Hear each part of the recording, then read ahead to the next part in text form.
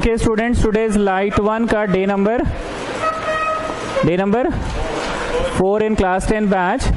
हम लोग कर रहे थे रिफ्रैक्शन ऑफ लाइट आया, टकराया एंड रिटर्न्स बैक हो गया, तो उसको रिफ्लेक्शन बोलते हैं ना। आया, टकराया और रिटर्न्स बैक हो गया तो उसको क्या बोलते हैं? रिफ्लेक्शन। पर अब क्या हुआ? आया, टकराया और पार हो गया, या तो टुवर्ड्स द नॉर्मल या तो जाना था अपने रास्ते पे पर अवे फ्रॉम नॉर्मल चल गया। तो क्या लगता है? डेंस चीज अपनी ओर खींचता है, डेंस चीज है ना अपनी ओर खींचेगा, तो नीचे वाला डेंस है और ऊपर वाला डेंस था तभी तो भाग गया, तो नहीं खींच पाया कोई इसको, तो रेयर है। This is how we remember the thing ना, how we remember the thing.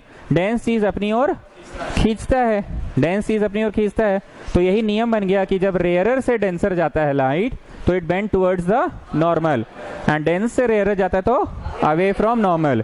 नियम क्या था? The incident ray, the refracted रे and the normal drawn at the point of incidence of the interface of two medium। इतना कुछ बोलना पड़ेगा।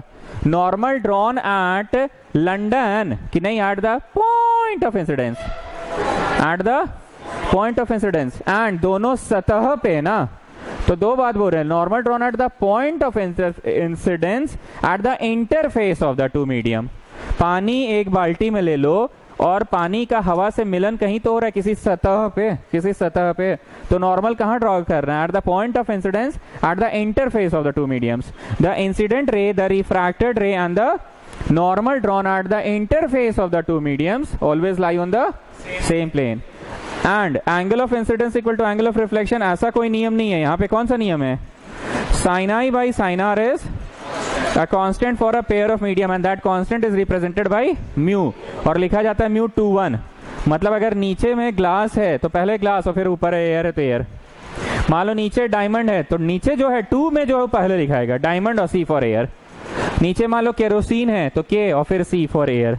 हमेशा सेकेंड मीडियम फर्स्ट में लिखा जाता है mu 2 1 and that is equal to mu 2 by mu 1 and that is equal to velocity में उल्टा कि नहीं? वेलोसिटी में v1 by v2 ठीक चलता है, वेलोसिटी में v1 by v2। मतलब mu 2 1 अगर नीचे डायमंड है तो डायमंड लिखाएगा पहले, जो सेकंड है वो लिखा था पहले।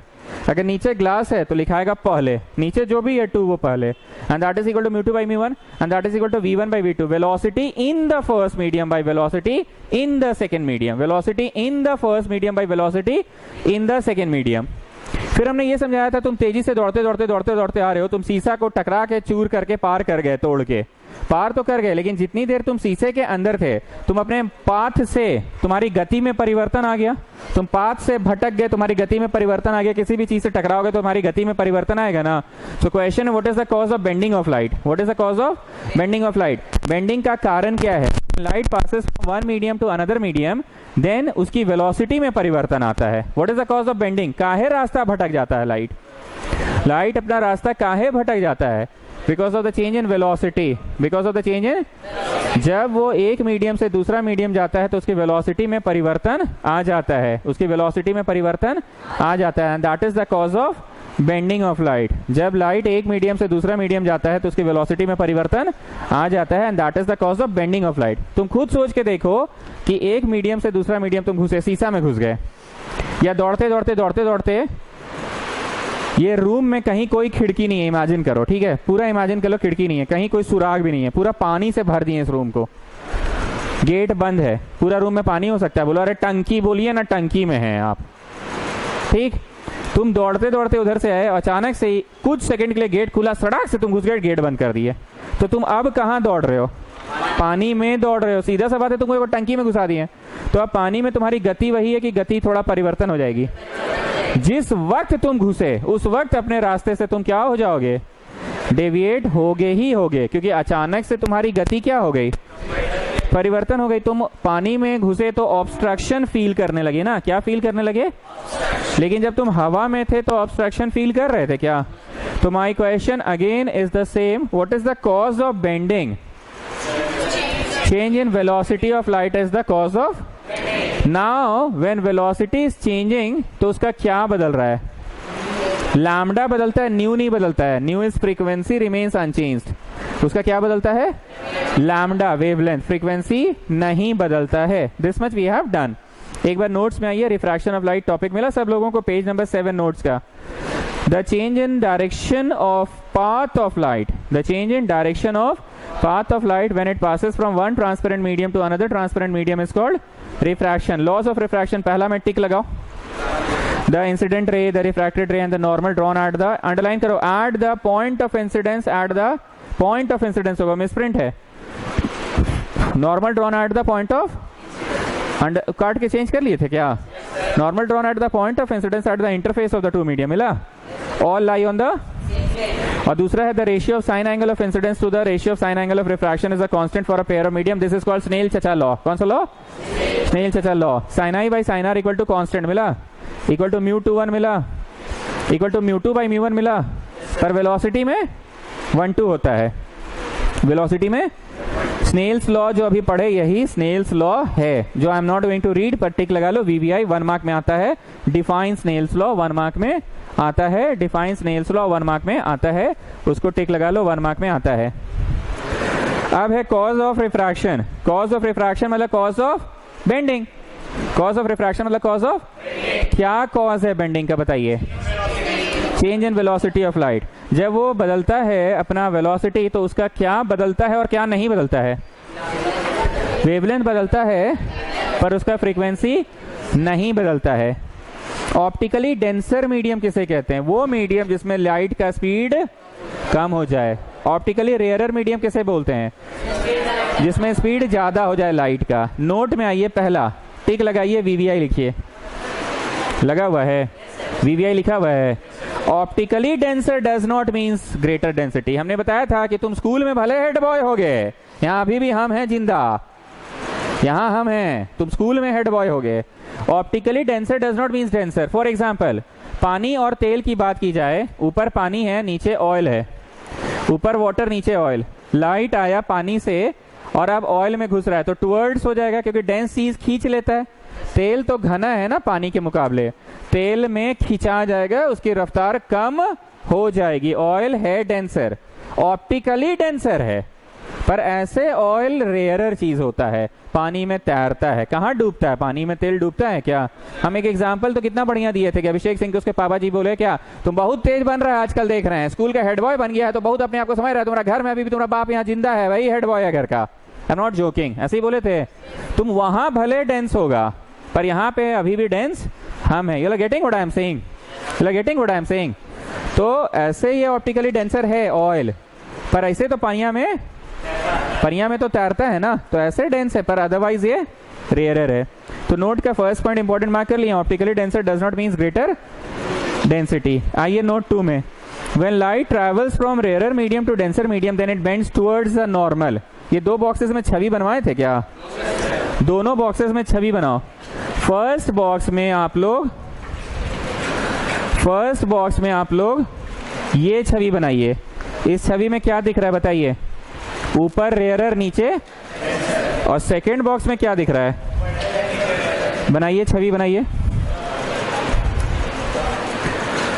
रेयरर डेंसर, ये लाइट आया, ये नॉर्मल बनाए, डेंस चीज अपने तरफ क्या कर लिया, खींच लिया, और रेयरर चीज खींचा कि नहीं, भाग गया वो। तो दोनों बॉक्सेस जो दिया हुआ है ना, ये बॉक्सेस में छवि बना लीजिए, बॉक्सेस में ये छवि बना लीजिए, बॉक्सेस में ये छवि बना लीजिए।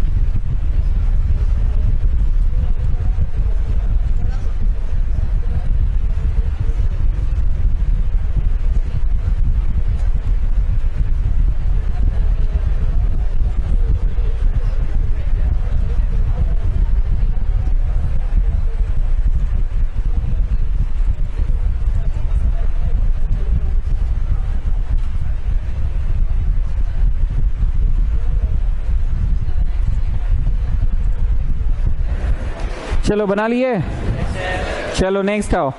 नोट का second point, when light travels from rare medium to denser medium then it bends towards the normal. बुझा गया। नोट का third point, when light travels from denser to rare it bends away from the normal. बुझा गया। अब आते हैं, एक 16 number सवाल है, 16 नंबर सवाल, ऊपर 15 नंबर सवाल मिला, इसी पेज के टॉप में 15 नंबर सवाल है, वो एम्बुलेंस वाला सवाल था। इसी पेज में अब नीचे में 16 सवाल भी है। Under what condition light passes undeviated, ऐसा कब हो सकता है कि लाइट डेविएट करे ही नहीं। ध्यान से सुनना, अगर ऊपर भी शीशा है और वही मटेरियल का शीशा नीचे है, मतलब ऐसा नहीं है कि ये शीशा 5 mm का तो ये 10 mm का, ऐसा ना हो, 5 ही mm का हो, तो लाइट जस का तस पार हो जाएगा, क्योंकि उसको लाइट को फील ही नहीं होगा कि there is change in medium. Light को तो महसूस ही नहीं होगा कि there is change in medium. ऐसा क्यों? बोलो, दोनों मीडियम्स का तो म्यू सेम है ना। म्यू क्या होता है? The bending ability is called mu, the refractive index is called mu. एक और परिस्थिति है, मान लो ऊपर हवा है और नीचे ग्लास है, फिर भी लाइट जस्ट का तस पार हो गया। बोलो जी कब? When it is falling perpendicular to the surface. ऐसी कौन सी दो परिस्थिति है कि लाइट पासेस अनडेविएटेड? एक तो दोनों में आप गेजा कर दीजिए, लाइट को धोखा दे दीजिए, दोनों में शीशा रख दिए, दोनों ही शीशा है, तो लाइट को महसूस भी हुआ क्या कि there is change in medium, की महसूस ही नहीं हुआ, तो सीधा पार हो गया विदाउट एनी डेविएशन। और एक में अलग अलग माध्यम रखा है, एक हवा है एक शीशा है, पर लाइट को परपेंडिकुलरली पास कर दीजिएगा तो there will be no deviation at all. Perpendicular करने से नो डेविएशन। क्यों नहीं पढ़े थे तुम लोग? रिफ्लेक्शन के समय ऐसे आया तो ऐसे पार हुआ, ये सिखाए थे, पर ऐसे को अगर ऐसे ऐसे ऐसे एकदम ऐसे ही रख दिए तो सीधा के सीधे ही ना चल जाएगा। परपेंडिकुलर में तो यही होता है ना कि no reflection no refraction, no reflection. तो अंडर व्हाट कंडीशन? तो देखो एक है, when the light is incident normally, underline करो नॉर्मली और ऊपर लिख लो परपेंडिकुलर। नॉर्मली का मतलब परपेंडिकुलर अगर गिरा, अगर परपेंडिकुलर गिरा तो क्या होगा? जस का तस पार हो गया। और बी क्या है? When mu of both the medium is same, ऊपर भी क्या नीचे भी क्या, तो म्यू तो दोनों का सेम है ना, mu of both the medium is same.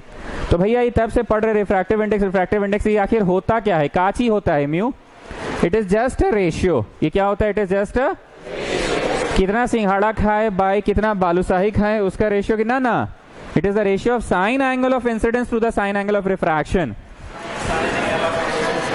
Sine angle of incidence by sine angle of, I repeat, what is mu? What is mu? Ratio of sine angle of incidence by sine angle of refraction when a light passes from one medium to another medium. ये बोलना होगा। तो जरा पढ़ो क्या है? It is a measure of the bending। अच्छा, mu को bending ability भी बोलते हैं। जैसे बोलते हैं ना तुम्हारा IQ लेवल 6 है, तुम्हारा IQ लेवल 7 है, तो इससे क्या समझ में आता है? तुम्हारा दिमाग का लेवल कैसा है ना। IQ क्या बताता है? दिमाग का लेवल। तुम किसी प्रश्न को कितना जल्दी बना सकते हो, कितना ट्रिकी सवाल बना सकते हो। तो म्यू क्या है? बेंडिंग एबिलिटी है। हम एक माध्यम से पार किए, टॉर्च का लाइट, ये वाला शीशा का बोतल से पार किए, इस बोतलवा का म्यू है 8 और वो बोतलवा का म्यू है 2, तो लाइट ज्यादा किससे बेंड होगा? 8 वाले से। Mu tells us the bending ability. Petrol Ranchi में 80 रुपया बिक रहा है और काबुल में या दुबई में 2 रुपया बिक रहा है, तो बोलो महंगाई ज्यादा कहाँ है? तो पेट्रोल का कीमत महंगाई को तय करता है ना। महंगाई कभी आलू प्याज का दाम से हुआ है क्या? नहीं जानते हो? इंटरनेशनल मार्केट में पेट्रोल के दाम से तय किया जाता है महंगाई कैसा है। ये तो सुने होंगे समाचार में। पेट्रोल का दाम से पता चलता है, नॉट एग्जैक्टली पेट्रोल, कच्चा तेल, crude oil, not exactly petrol, crude oil, कच्चा तेल के दाम से तय किया जाता है कि महंगाई कितना है। यहीं बैठ जाओ, बैठ जाओ, इसमें बैठ जाओ, वो आएगा तो देखा जाएगा।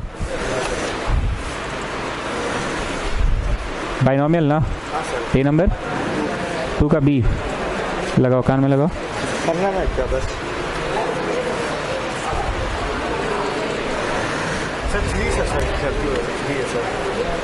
डे 3 है, श्योर हो? हाँ सर।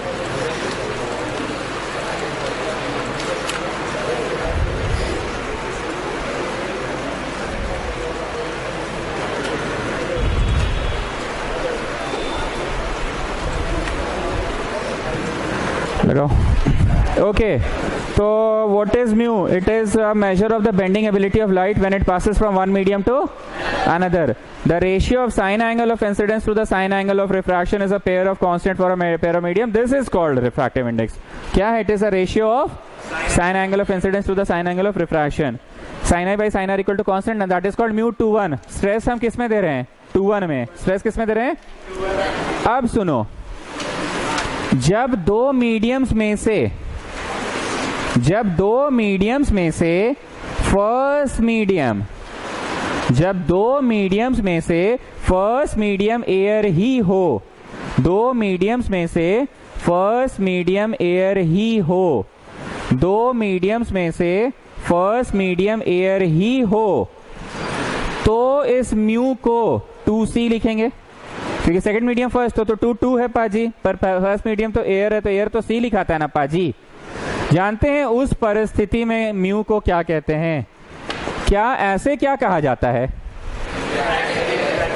ऐसे तो रिफ्रैक्टिव इंडेक्स कहा जाता है, पर अगर दो मीडियम्स में से पहला मीडियम अगर एयर हो जाए तो उसको एब्सोल्यूट रिफ्रैक्टिव इंडेक्स कहते हैं।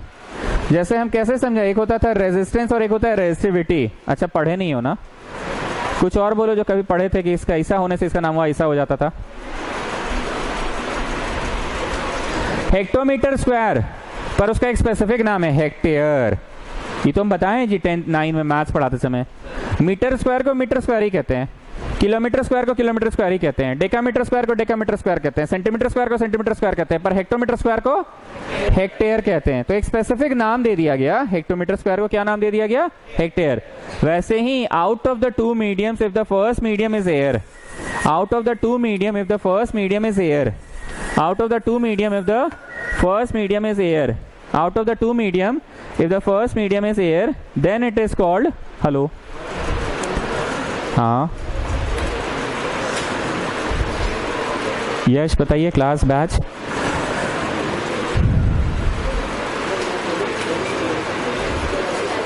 बोलिए, बैच बोलिए, कौन सा?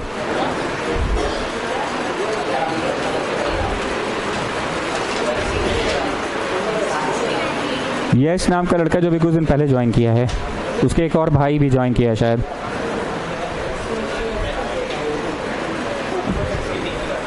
हाँ धनबाद वाला, हाँ ठीक है वो लड़का, ठीक है वो ठीक है, हाँ ठीक है वो सही है।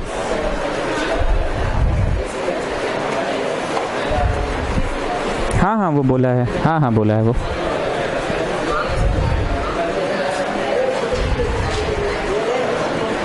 हाँ नहीं ठीक है, वो पढ़ने में ठीक है, पढ़ रहा है।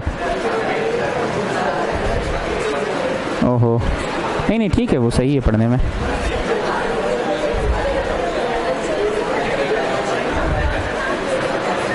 हाँ नहीं ठीक है, अभी हम पढ़ा रहे हैं, एक्चुअली ज़्यादा बात नहीं कर पाएंगे, पर ठीक है वो। हाँ ओके, तो बोलना ये चाह रहे हैं कि दो मीडियम्स में से जब एक मीडियम एयर हो, कि नहीं पहला मीडियम एयर हो, दो मीडियम में से एक मीडियम एयर हो कि एक नहीं पहला, तो म्यू को रिफ्रैक्टिव इंडेक्स कहते हैं। हाँ चलेगा, म्यू को रिफ्रैक्टिव इंडेक्स कहते हैं कि एब्सोल्यूट रिफ्रैक्टिव इंडेक्स कहते हैं। So what is absolute refractive index? बोलो it is refractive index only, but when out of the two mediums the first medium is air, then it is absolute. मान लो यहाँ पे तेल रहता, नीचे सीसा रहता, तो इसको लिखते हैं mu g for glass, o for oil, क्योंकि सेकेंड को तो पहले लिखा जाता है ना। मान लो यहाँ पे डायमंड रहता तो जीडी लिखते हैं, क्योंकि फर्स्ट को तो सेकेंड को पहले लिखते हैं, पर अगर पहला एयर है तो सी लिखना होगा, और इसका नाम तब एब्सोल्यूट रिफ्रैक्टिव इंडेक्स कहलाएगा। और एक बात, अगर कहीं पे तुमको म्यू ऑफ गोल्ड मिला 2, तो ये अंडरस्टूड है कि gold with respect to air ही बोल रहा है, कुछ नहीं लिखा तो understood with respect to air. Mu of kerosene अगर 1.5 मिला, कुछ नहीं लिखा तो अंडरस्टूड एयर है, कुछ नहीं लिखे तो अंडरस्टूड एयर है, मतलब कुछ नहीं लिखे तो एयर, मतलब कुछ नहीं लिखे तो रिफ्रैक्टिव इंडेक्स के एब्सोल्यूट रिफ्रैक्टिव इंडेक्स। बुझते पारछो? So there is slight difference between mu and absolute mu. When out of the two medium first medium is air, out of the two medium first medium is air, तो उसको क्या कहते हैं? चलिए खत्म। अब आते हैं factors on which refractive index of a medium depends. Factor on which refractive index of a medium depend, factors on which bending ability depends. एक बात बताओ, ये रूम है, अभी यहाँ हवा बहुत गर्म हो जाए तो हवा उड़ जाएगा, हॉट एयर राइजेस ना, पता है ना, हॉट एयर राइजेस। अब ये रूम में रोशनियां पार करो तो रोशनी को क्या लगता है, बाधा मिलेगा कि कोई बाधा ही नहीं है? तब तो एयर भी एक बाधा ही है ना, एयर भी ऑब्स्ट्रक्शन ऑफर करता है। एयर के डस्ट पार्टिकल्स भी क्या करते हैं, ऑब्स्ट्रक्शन ऑफर करते हैं। पर अगर रूम का तापमान ही बढ़ा दे तो hot air will rise up. When hot air will rise up तो यहाँ हवा रहेगा कि नहीं रहेगा? तो क्या लगता है, लाइट वह आराम से सट्ट से पार हो जाएगा कि बेंड होगा? दूसरा, मान लो लाइट पार हर बार उसी शीशे से हो रहा है, पर लाइट का रंग अलग अलग है, लाइट का रंग अलग अलग है, वायलेट, इंडिगो, ब्लू, याद है ना, VIB पढ़े हो ना, GYOR विबग्योर है। एक बात बताओ,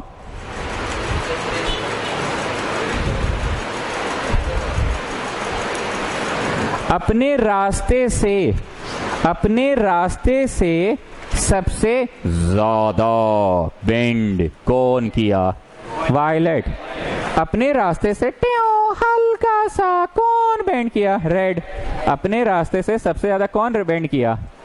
विबग्योर ना, रेड, VIBGYOR। हाँ क्या? अपने रास्ते से सबसे ज्यादा कौन बेंड किया? वायलेट। मतलब शीशा वही, पर अलग अलग रंगों को अलग अलग मात्रा से बेंड करवा रहा है। एक सिंपल सा बात है, हम यहाँ ट्रैफिक पुलिस खड़े हैं, आया सौविक 200 रुपए का चालान काटे, आया जोशी पतला दुबला लड़का है 500 का चालान काटे, आया अभिषेक सिंह पुलिस लाइन का लड़का है छोड़ दिए, पुलिस लाइन का लड़का है छोड़ दिए, आया दूध रातू रोड अपना गोला, ठीक है लाओ 10-20 चाय पानी का दो जाओ। सबसे ज्यादा किससे काटे? जोशी से। शौविक से भी काटे थे 200 का, इससे 500 का, उससे 10-20 चाय पानी का, उसको कुछ नहीं छोड़ दिया, पुलिस लाइन का लड़का है। I am not joking, police officer वही था, पर उसका charges depends on student to student, charges depends on students to students, yes और नो। शीशा वही, पर उसकी बेंडिंग एबिलिटी अलग अलग रंगों के लिए अलग अलग मात्रा से है। वही लाइट को ज्यादा बेंड कर देता है शीशा, कौन से रंग को? वायलेट। वही रंग को थोड़ा सा बेंड करता है, रेड को थोड़ा ज्यादा बेंड किया, ऑरेंज को और ज्यादा बेंड किया, येलो को और ज्यादा बेंड किया, और ज्यादा बेंड किया इंडिगो को। मतलब बोलना चाह रहे हैं कि जिस मीडियम का लैम्डा ऑफ रेड ज्यादा होता है लैम्डा ऑफ वायलेट से। पढ़े हो ना, लाल बत्ती को काहे डेंजर साइन में लगाया जाता है? क्योंकि लाल बत्ती का वेवलेंथ ज्यादा है, दूरे से दिख जाता है। एक बात बताते ही, जो हम पीके फिल्म का डायलॉग मारते हैं ना, ये साइंस की नजर से ही गलत है, पता है ना? नहीं बोलते येलो राइट दूरे से फोकस मारेगा, टैक्सिया सब दूरे से दिख जाता है, टैक्सिया सब दूरे से दिख जाते हैं। जो हम बोलते हैं ना, ये हम बस हिंदी फिल्म का डायलॉग है। साइंस में येलो लाइट दिखता है कि लाल लाइट दिखता है?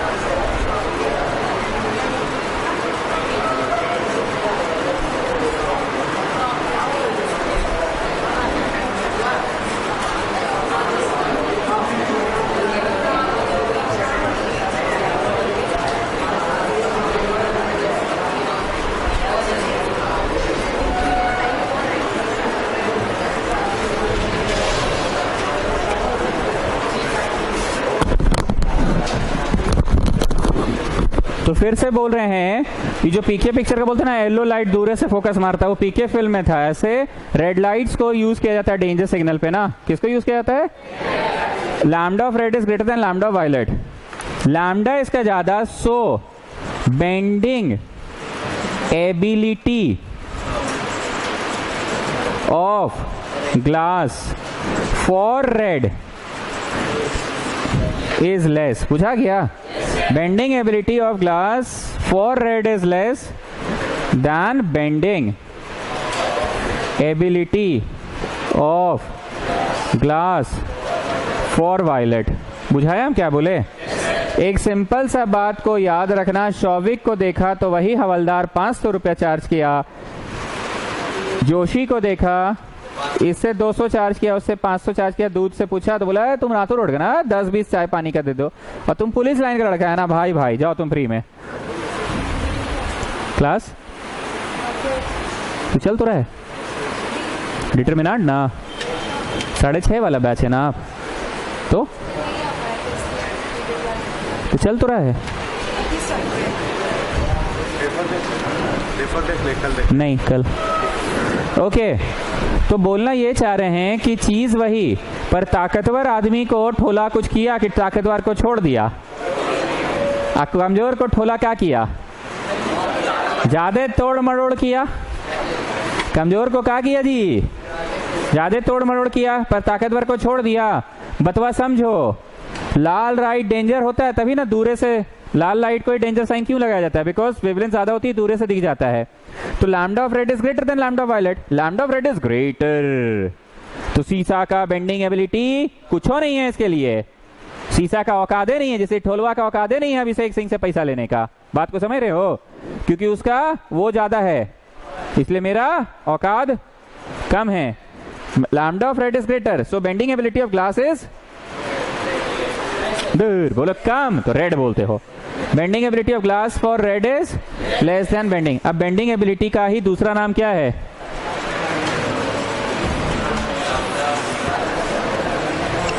Mu of glass. Bending ability का दूसरा नाम क्या होता है? Mu. Mu of glass for red कम होता है mu of glass for violet. बुझा गया क्या बोले?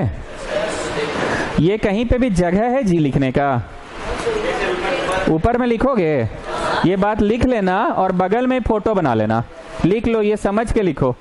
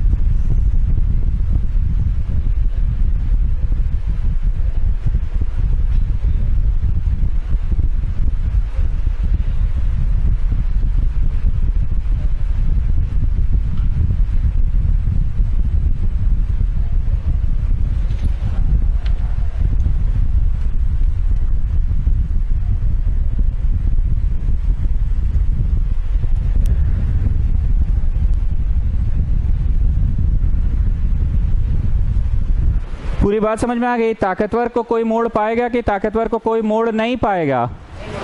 ताकतवर को मोड़ नहीं पाएगा, ताकतवर को मोड़ नहीं पाएगा। तो bending ability of glass for red is less than bending ability of glass for violet. थोड़ा जल्दी उतारिए स्टूडेंट्स।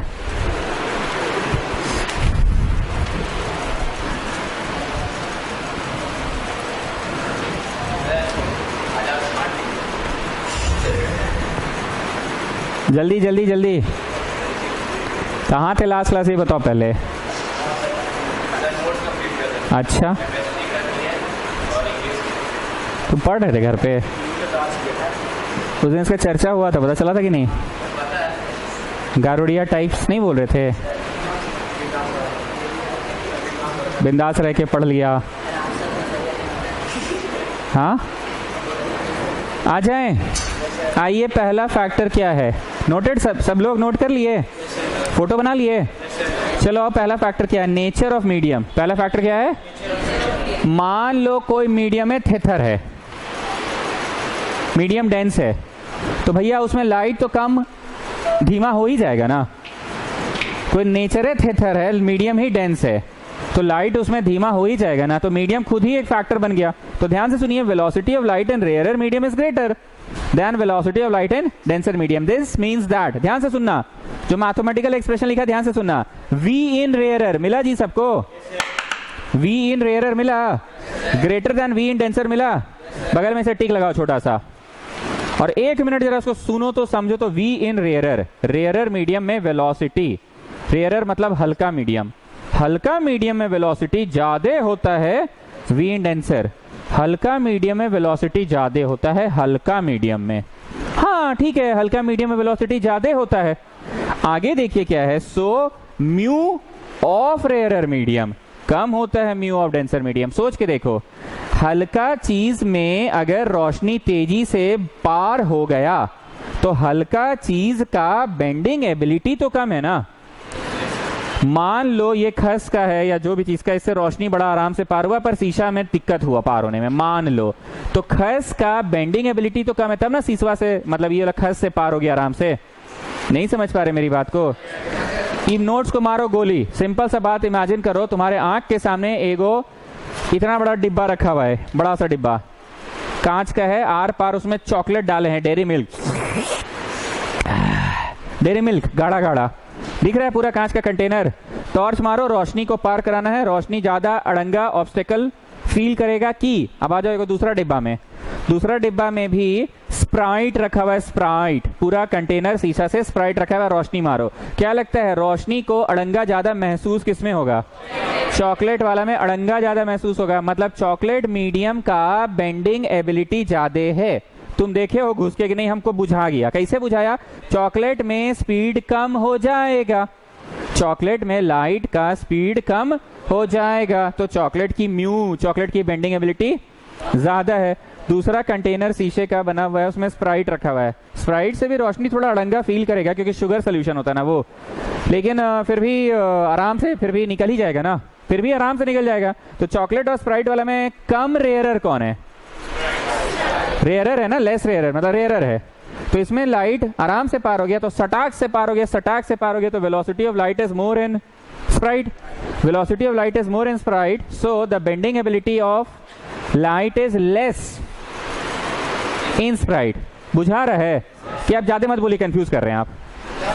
चॉकलेट से पार होगा रोशनी की नहीं पार होगा, तो बेंडिंग एबिलिटी चॉकलेट का कैसा, मतलब वेलोसिटी लाइट का चॉकलेट में कैसा, बस ये बात बुझा गया ना। स्प्राइट पे खकोरे बोलो, कंफ्यूज कर देते फिर आप, बुझा गया ना। तो मेरे को एक बार फिर से टिक लगाए, कहां थे आप लोग? v in rarer greater than v in denser टिक लगाए हो। जब v इन रेयरर ज्यादा है तो म्यू ऑफ रेयरर कैसा है? जब किसी चीज से वेलोसिटी बहुत तेजी से निकल रहा है तो मीडियम वर्क है, बेंडिंग एबिलिटी बेचारा का कम है ना, तो सेकंड लाइन में भी टिक लगा लो। Now shall I come to the next factor? What is the next factor? Temperature. When temperature increases, then the speed of light also increases. मान रहे इस बात को? इस रूम का तापमान बढ़ा दो, हवा रहेगा कि हवा, hot air rises up. If hot air will rise up, तो लाइट को अड़ंगा देने वाला कोई भी डस्ट पार्टिकल है कि कोई नहीं है, तो सटाक से पार होगा। तो जब सटाक से पार होगा तो हवा का बेंडिंग एबिलिटी रहा कि कम हो गया?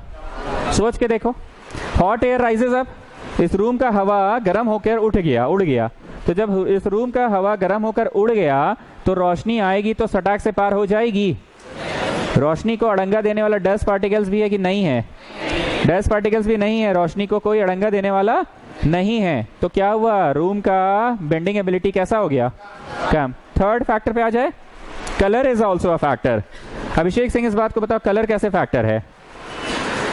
बोलो। देखिए सर, शीशा तो वही है, मतलब ठोला वही खड़ा है, पर वो ठोला इससे लेता है 200, उससे लेता है, उसे मोहल्ला का बात है तो 20 रुपए में छोड़ता है, और हमसे तो खैर लेता ही नहीं है। तो शीशा वही, पर अलग अलग लोगों से अलग अलग, जिस लोग की शक्ति उससे चार्जेस नहीं लेता है, जिसकी लैम्डा ज्यादा है उसको बेंड कम करता है, जिसकी लैम्डा ज्यादा है उसको बेंड, मतलब mu of the glass for that colour is less. पढ़ दे, violet bends more than red, underline करो, violet bends more than red, underline करो। ये फोटो बना लिए हैं आप लोग? दिस मीन्स दैट, वहां पे ऐसे करके लिखा है ना, ऑफ वायलेट और लेस देन ऑफ रेड, अब हम लोग अपना टाइपिंग करते हैं ना, हम लोग से थोड़ा टाइपिंग में छूट जाता है। क्या लिखना था? नहीं नहीं नहीं नहीं नहीं नहीं नहीं,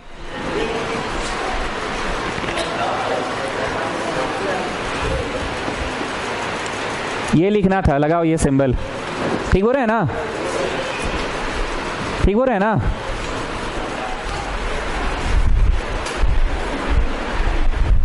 ठीक बोल रहे हैं ना?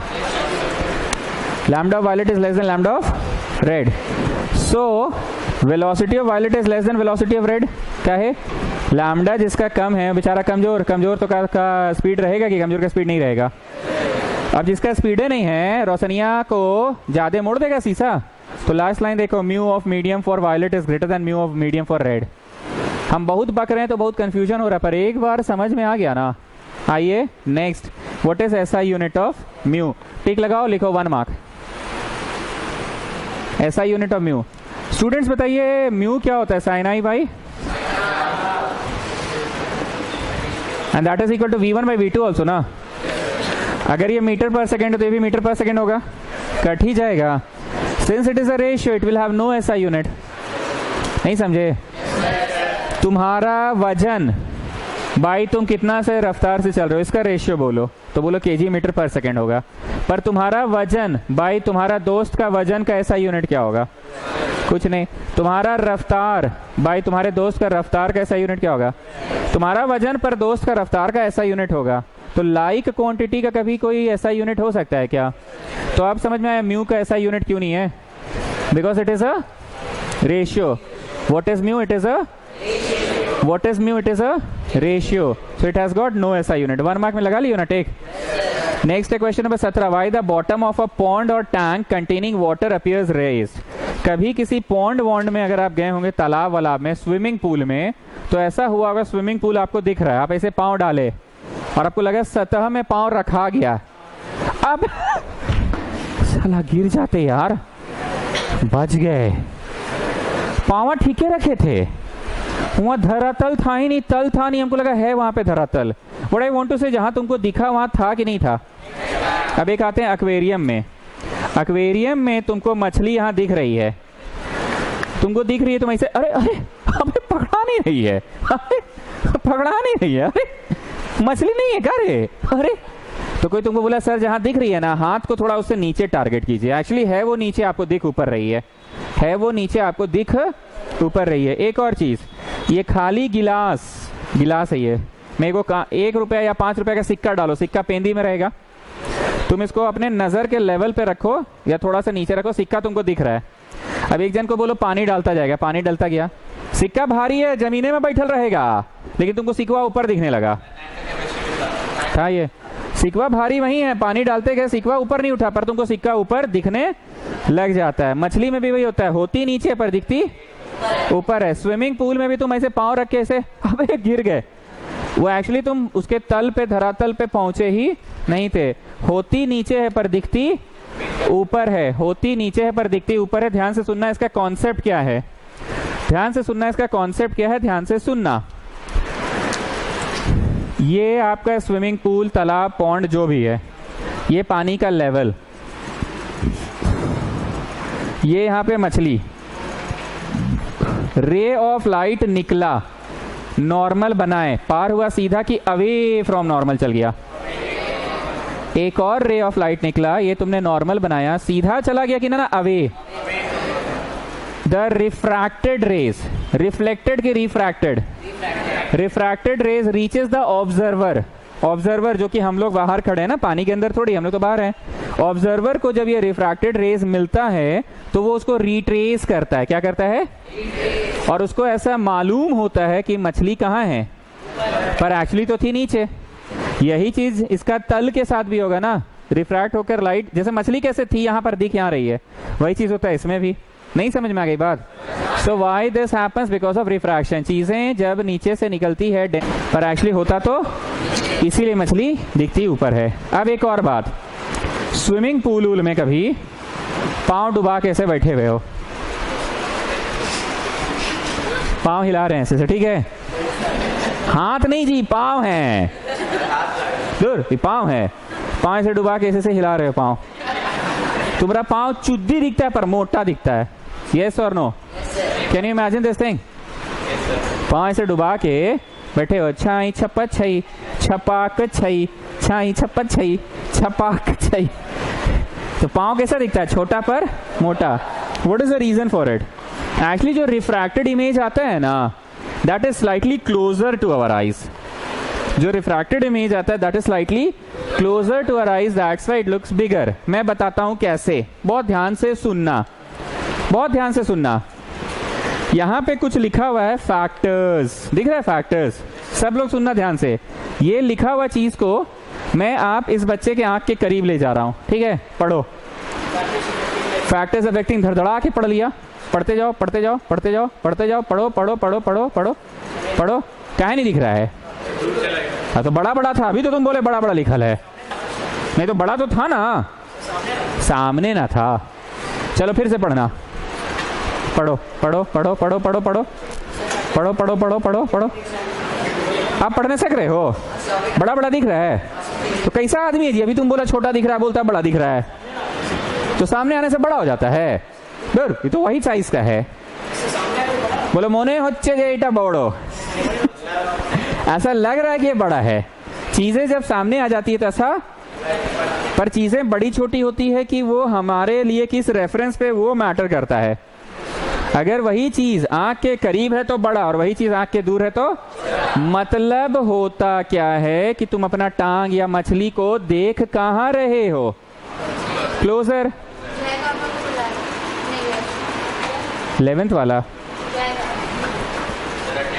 हाँ बात समझ में आया? बड़ा मछली हो जाती है कि मछली कम स्लाइटली क्लोजर? बोलो ना रे भाई, मछली कम स्लाइटली क्लोजर, इसीलिए मछली या तुम्हारा टांग बड़ा बड़ा दिखता है।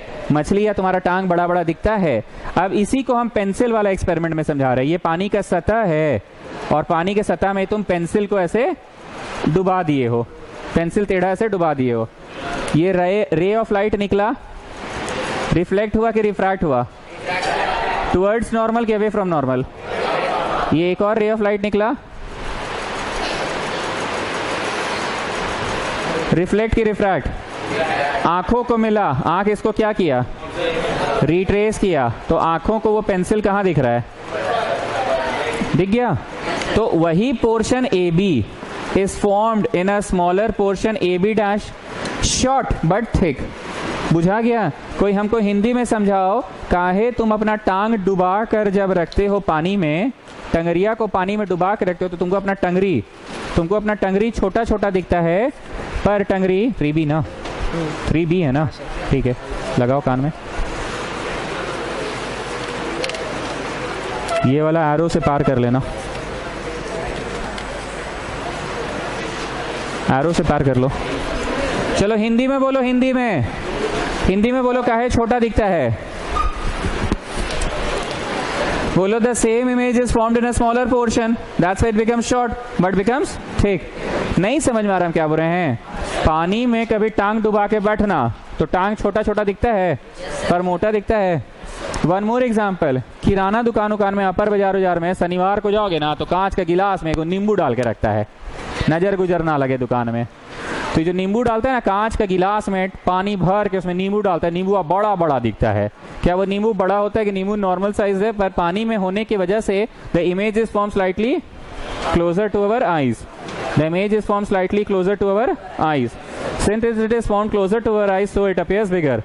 मैंने अभी शौविक को क्या बोला? छोटा है कि बड़ा? कि लड़का को जब सामने ले जाते थे तो बड़ा दिखता था, पर ये अक्षर छोटा बड़ा हो रहा है क्या? बुझा गया क्या बोल रहे हैं? अब आइए सवाल नंबर 17 में, Y the bottom of a pond or tank appears raised. Question समझ में आ गया? आंसर नंबर 17 बाद में पढ़ेंगे। क्वेश्चन 18 में आओ, a fish in a pond appears to be raised, why? Question समझ में आ गया? Question 19, when a thick glass slab is placed over any printed page, the letters of the page appears to be raised, why?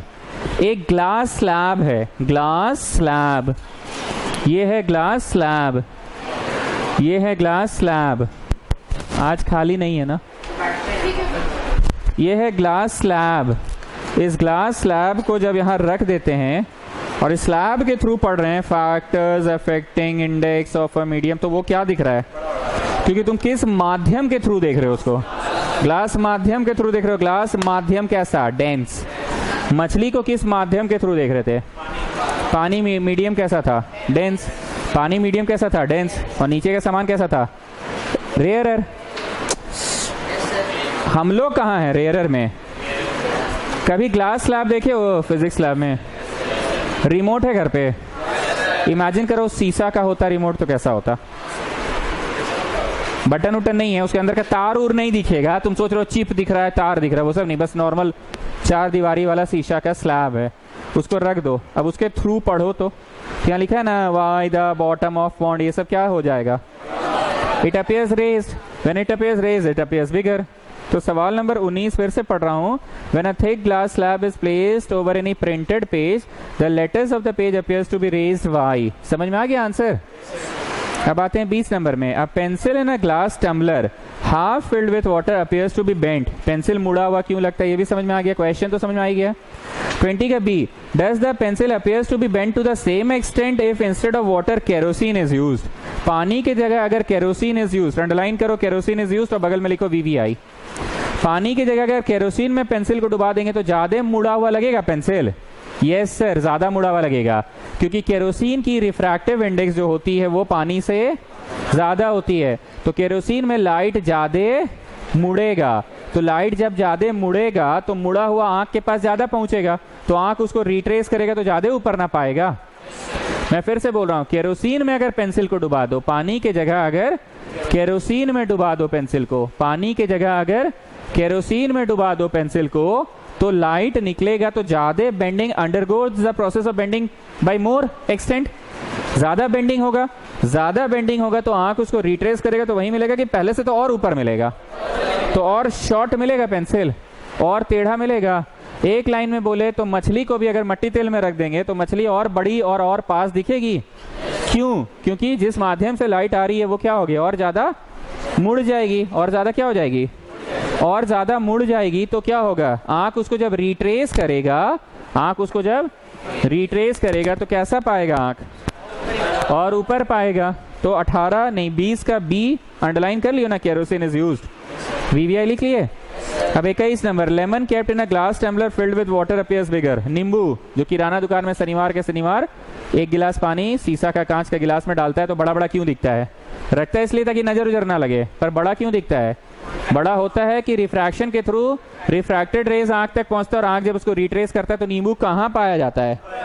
Closure to our eyes, तो बड़ा। अभी हम शौविक को ये पढ़वाए थे ना, पास था तो क्या दिख रहा था उसको? छोटा बड़ा, और दूर लगे तो, पर इसकी साइज बढ़ घट रही है कि नहीं? इसका रेफरेंस पॉइंट बढ़ घट रहा है। 22, अ coin is kept is not visible when seen just below the edge of the vessel, however it becomes visible from the same position when water is poured in the vessel। उस समय सवाल हम थोड़ा गलत पढ़ दिए थे।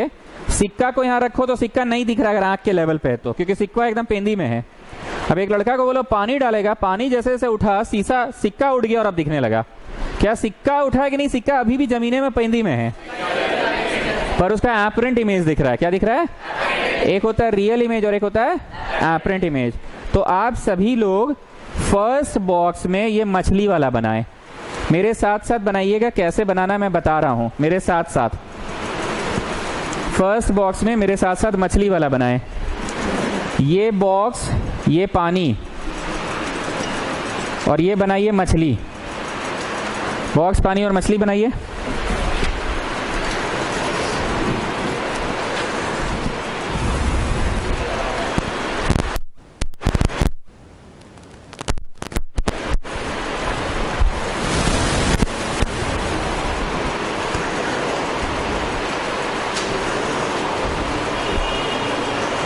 बना लिए। अब इससे एक तो रे ऑफ लाइट निकालिए ऐसे, और यहाँ पे नॉर्मल बनाइए। रे ऑफ लाइट निकालिए और नॉर्मल बनाइए स्टूडेंट्स। बना लिए? रे ऑफ लाइट निकाले, नॉर्मल बना लिए। अब इस रे ऑफ लाइट को सीधा कि नहीं थोड़ा बेंड करके ले जाते हैं, ठीक। एक और रे ऑफ लाइट निकालो, ये बनाओ नॉर्मल और थोड़ा और बेंड करके ले जाओ। कहाँ पे पहुंच गया? ऑब्जर्वर के आंख तक पहुंच गया। ऑब्जर्वर इसको क्या किया, क्या किया, रिट्रेस किया।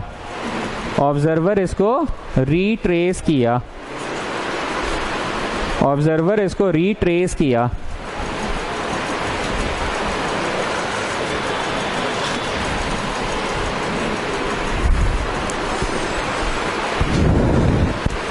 ऑब्जर्वर इसको रिट्रेस किया तो यहां पे बन गई आपकी नई वाली मछली। एफ लिखो और यहां एफ डैश लिखो। तो नई मछली पुरानी मछली से कैसी है, क्लोजर है ना, पुरानी से कैसी है, क्लोजर है। लाइन कौन ड्रॉ कर दिया, पहले से किया हुआ था अटेंडेंस शीट में line draw. Did you get this point?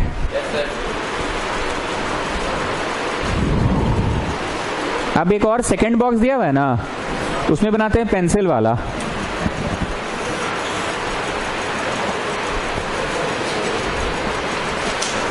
ये तुमने पेंसिल डाल दिया, अभी तो पेंसिल ठीक है ना, अभी मुड़ा हुआ है कि नहीं, अभी नॉर्मल पेंसिल डाला हुआ है बस।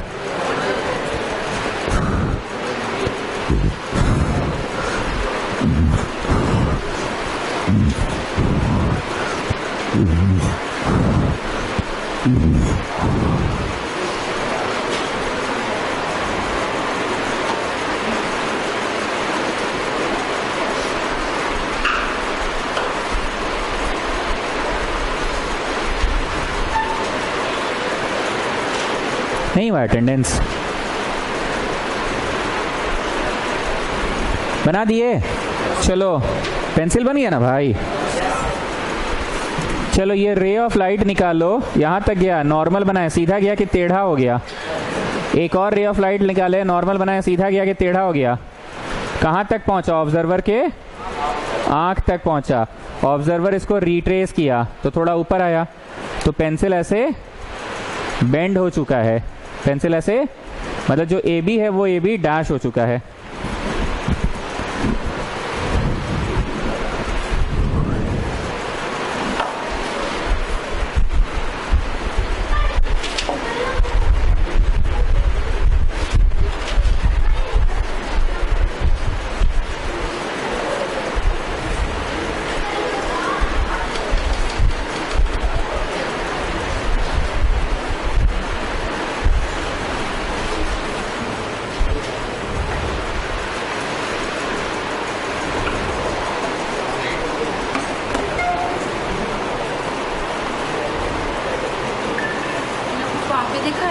नहीं नहीं दिखाएं, दिखाना है क्या? दिखा देंगे, निकालिए, मार्क्स चढ़ गया है।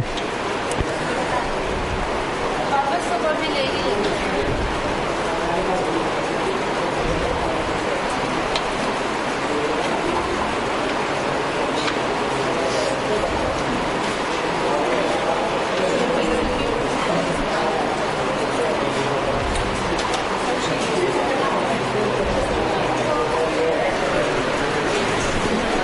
डन डन स्टूडेंट्स, सारे सवाल क्लियर हो चुके हैं। आंसर्स मैंने कुछ एक का लिखवा दिया है, बाकी सब में क्या लिखना है वो सुन लो। अगर ये पेंसिल वाला होता ना तो क्या लिखोगे, rays of light coming from the pencil undergoes the phenomena of refraction. Rays of light coming from the fish undergoes the phenomena of refraction. Rays of light coming from the lemon undergoes the phenomena of refraction.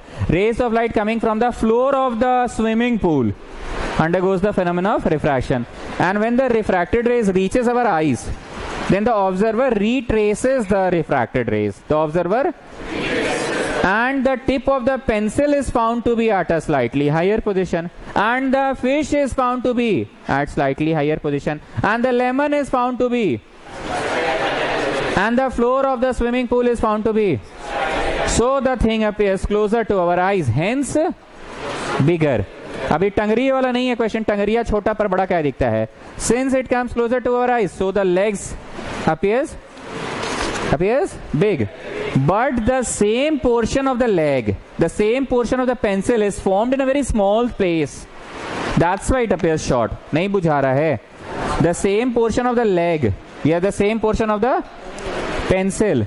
नहीं समझ रहे हैं? The same portion of the leg, yeah, same portion of the is formed in a shorter space, is formed in a shorter, that's why it becomes smaller. टंगरिया बड़ा काहे दिखता है? क्योंकि वो क्लोजर टू अवर आइज बनता है. टंगरी बड़ा क्यों दिखता है? क्योंकि वो क्लोजर टू अवर आइज बनता है. हेलो, हाँ हाँ, अच्छा अच्छा, हाँ हाँ. मैं फिर से पूछ रहा हूँ, पेंसिल बड़ा क्यों दिखता है? Closer to our eyes, closer to our eyes. Pencil short या टंगरिया शॉर्ट का है दिखा. The same portion of the pencil is formed in smaller space ना. The same portion of the pencil is formed in a, clear है? फिर से पूछ रहे हैं, तीनों चारों आंसर में एक ही बात बोलना है, बस नाम रोल नंबर बदलना है. कभी स्विमिंग पूल है तो floor of the swimming pool, lemon वाले में लेमन, फिश वाले में फिश और पेंसिल वाले में पेंसिल. नाम रोल नंबर बदलना है, इतना तो समझ में आ गया. अब आगे की बात ये है, आगे की बात ये है कि हमको पूछा कि टंगरी तुम्हारा छोटा पर मोटा क्या दिखता है.